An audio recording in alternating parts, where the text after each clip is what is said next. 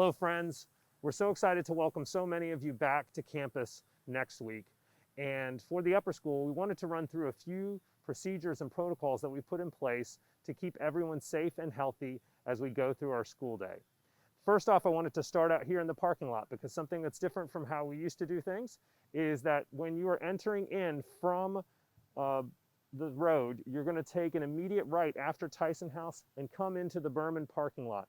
You're going to go all the way down and you're going to go all the way around in front of the Berman Center. That's where you're going to drop students off.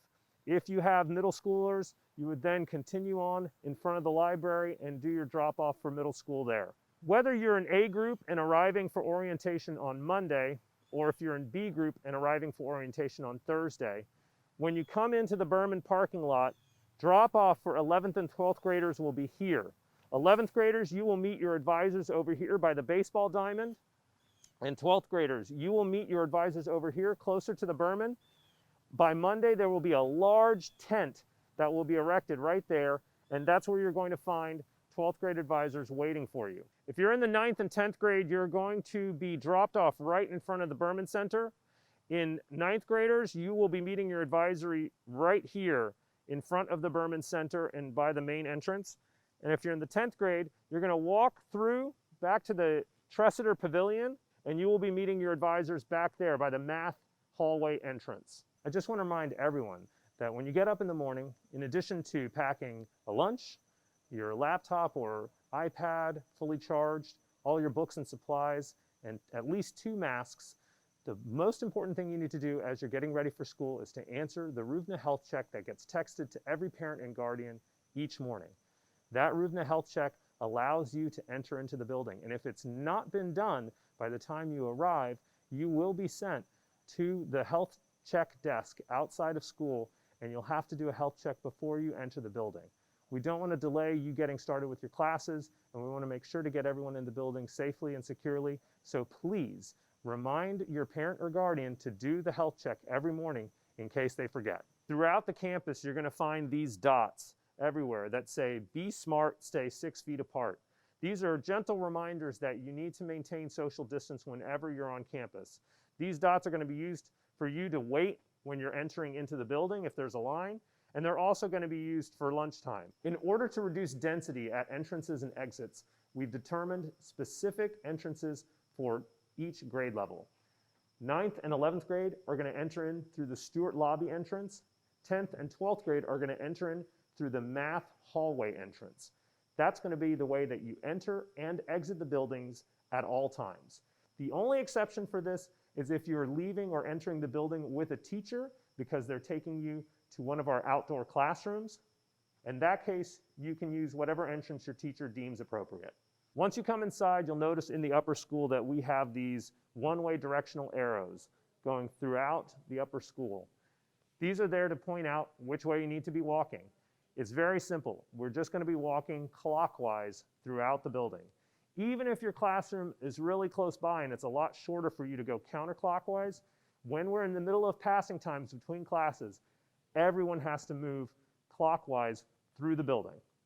During some of our bio breaks in the middle of class or in between classes, you may need to use the restroom, obviously. We have 6 feet apart stickers for people to wait outside the restroom, and there will be somebody monitoring during breaks to make sure that we've got the appropriate number of people in the restrooms. In some cases, the restroom may only allow 1 or 2 people at a time. In some cases, the capacity is listed on the door. On days when we have good weather, everyone is going to be eating outside for lunch. 9th graders are going to eat under the tent in front of the library. 10th graders are going to eat under the awning in front of the library. And 11th and 12th graders will be given the freedom to choose areas to sit and eat lunch on the upper school front side of the campus. That freedom is really important and a big responsibility. 11th and 12th graders must keep social distance while they are eating lunch outside in all areas of the campus. Though we're hoping for good weather throughout the fall, on days when we have inclement weather, we will be moving lunch indoors.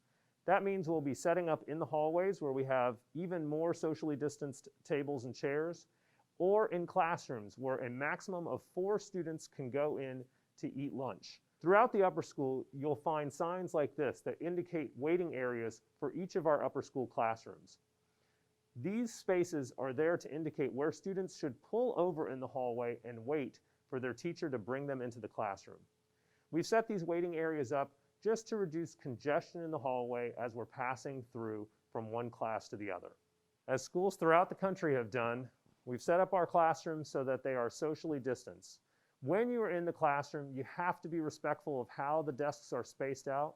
Please do not move them or change their order in any way. Your teachers are also going to all be placing you in assigned seats so that we know from day to day who's been sitting next to who throughout the school day. For those of you who are returning students, the library is going to feel a little bit different this year. As opposed to being a free and open space that you can come in and out of, it's going to primarily be used as a study hall. You'll notice the tables have been set up with plexiglass dividers, and the chairs have been removed so that only 2 students can sit at per table, along with the Muller Auditorium. We'll also have the study carrels and a few other spaces available for students to sit at during their study hall. As I said at the beginning, we are so excited to welcome many of you back to campus. For those of you who will be remaining home, we miss you and we will see you in class virtually, and we look forward to the time when we can welcome you back to campus as well. Until then, thank you all so much for listening to our important procedures and protocols that I ran through in this video. Please remember when you're on campus to remain vigilant, keeping your mask on, maintaining social distance, and washing your hands or using sanitizer regularly. These are the protocols that we will follow to keep everyone safe and healthy. Thank you so much, and welcome back to AFS.